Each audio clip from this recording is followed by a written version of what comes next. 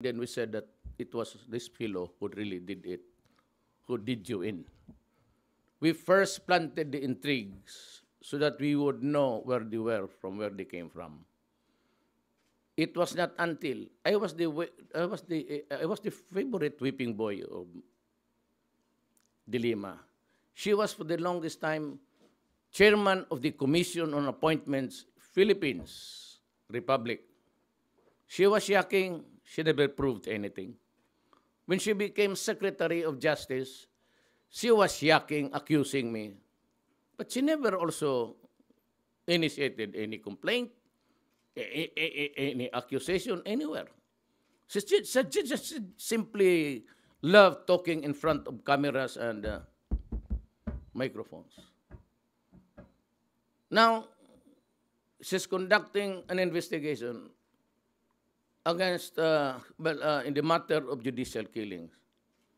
And then she had the gall again to mention my name, Mayor Duterte, that's what I call me. My appellation is really Mayor.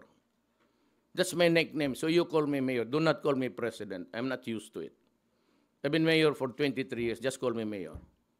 I said, Mr. President Duterte, follow me as I start my probe. Good. Then we will have to include all. Your driver,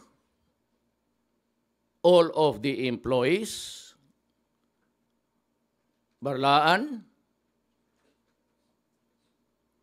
and may I ask you, the name of the house in Pangasinan was named under the title was named in favor of under the sister of your driver. Where did she get the money? Tell me. Where did your driver get the money to build such a good house? Can you show me their income? What's their business? And what is the wealth of your driver? He was the only one residing there all the time. And you, Senator De Lima, went there so many times. First during the house blessings, and on weekends you were with your driver. And everybody knows. The Department of Justice employees know about it.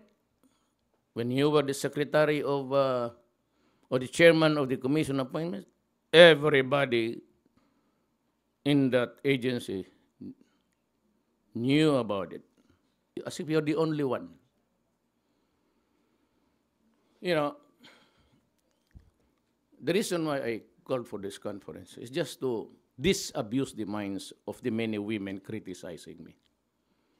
I said I have to mention the connect between the Lima's driver and her. Otherwise, I'd look stupid.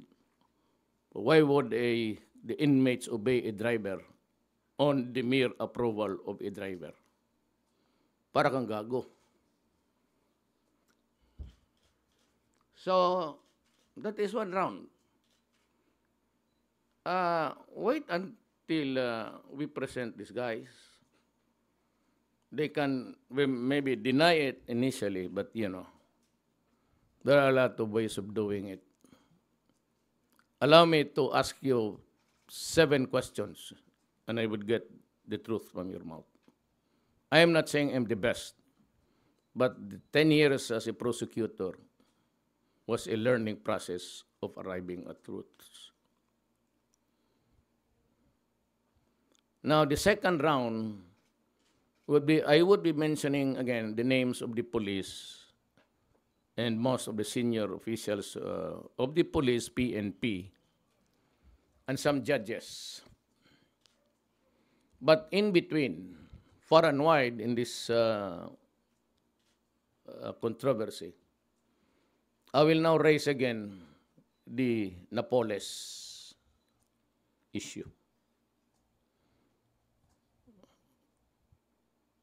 There are a lot of billions and billions of pesos lost. You've been able just only to put several lawmakers there inside, but only because the charge is, the accusation is non-bailable. Otherwise, whether to tell, you have to reckon and telling whether they'd be eventually put in prison with finality or acquitted. In the meantime, just there in prison, and that is not enough vindication for the Filipino people. Let us revisit the Napoles case. I have some revealing things to tell you about it. You just wait. But I will, if that is the only thing that I'll have to do until the end of my term, I will do it. But I shall have done a singular task of giving you the truth about our government. The reason why I was raising my fist, it was in defiance all the time I was campaigning because I was mad at government. People were being framed the airports with bullets placed inside their bags, being arrested, investigated for no reason at all, except that the greed of those. I said, I've been, my mouth is, they say, lousy.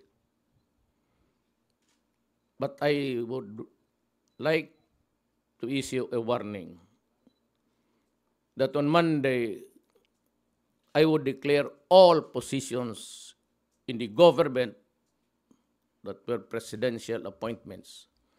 Or if you are there because of the presidential appointments, I will declare all your positions all throughout the country vacant.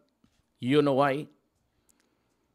Until now, in my provincial visits, I still hear corruption being committed by people, especially in the regulatory agencies. I would like to point out one. The LFTRB,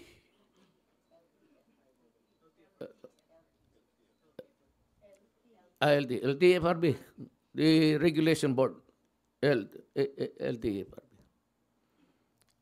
I forgot his name, but come to me and see me in Malacanang.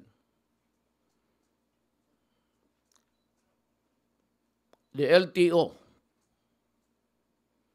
and those who are appointed to the positions of LTO, except the career, consider your positions vacant as of this hour. All of them. Lahat. It will number in thousands. Consider yourself in the crucible of the truth about corruption in this country. I hate it. I do not want to give the slightest headache to my fellow human beings. So, dilemma, farthest from my mind is to derogate your person.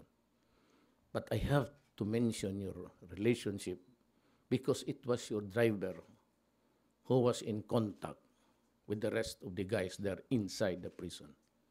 And eventually, Senator De Lima, it was your greed and your immorality that did you in.